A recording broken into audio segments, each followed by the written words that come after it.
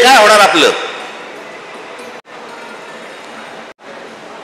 थोडक्यात जमिनी विकायच्या, तुमच्याकडे काहीतरी चिटूर पिटूर काहीतरी येणार आणि मग ते पैसे आले की मग काढायला मोकळेच आहेत.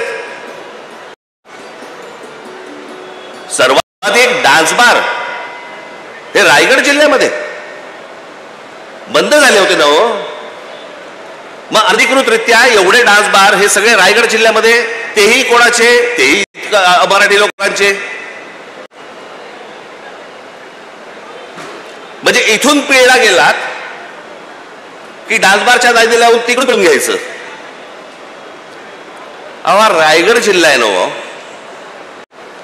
आमच्या शिवछत्रपतींची राजधानी आहे ना इथे.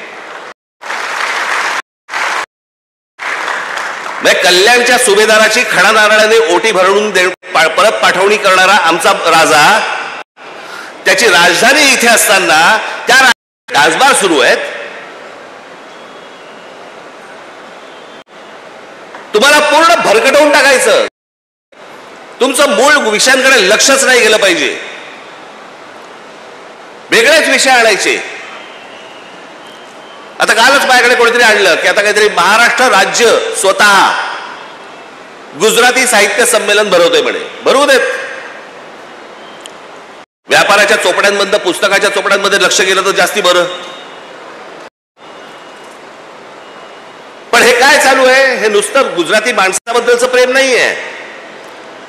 मराठी माणसाची आणि गुजराती माणसाची त्यात आपण काढू शकतो. काय काय करता येईल याच्यासाठीचे उद्योग आहेत, दुसरं काही नाहीये. त्याला वाटलं होतं की लगेच राज ठाकरे आणि बाकी सगळे संजय राऊत आम्ही सगळेजण रिॲक्ट होऊ त्याच्यावरती.